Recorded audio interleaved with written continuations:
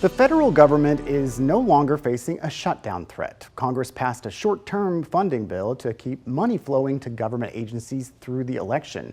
But that temporary fix ends December 20th. And as Washington correspondent Hannah Brandt explains, that's setting up a holiday funding fight.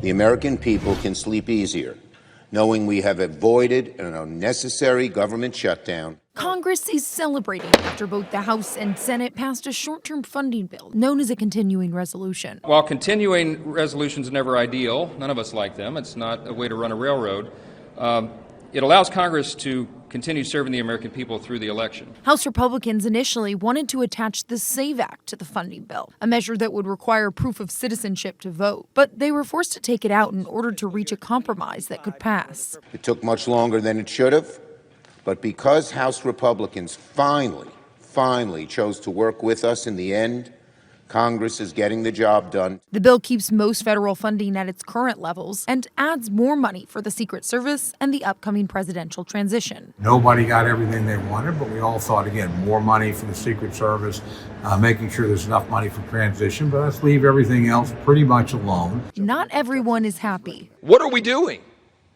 I mean, it's absurd. We irresponsibly continue to spend money that we do not have. But the fight over what to cut and where to spend will continue as lawmakers now have more time to figure out a long-term budget. Now we can get going in earnest on hammering out bipartisan full-year funding bills, including providing long overdue disaster assistance. Right now, though, lawmakers are rushing back to their districts to hit the campaign trail with less than 6 weeks to go until Election Day.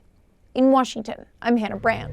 You heard Texas Congressman Chip Roy express his unhappiness with the short-term spending bill. Before the vote, he gave some context to his opposition.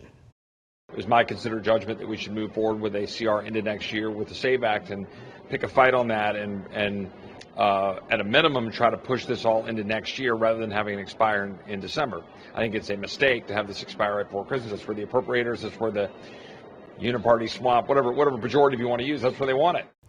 It's worth noting that Roy is the policy chair of the House Freedom Caucus, made up of some of the most conservative members in Congress. He played a key role in the process that pushed out former Speaker Kevin McCarthy. Thank you again for joining us for State of Texas. I'm Josh Hinkle, and we'll be back next week to bring you an in-depth look at Texas politics.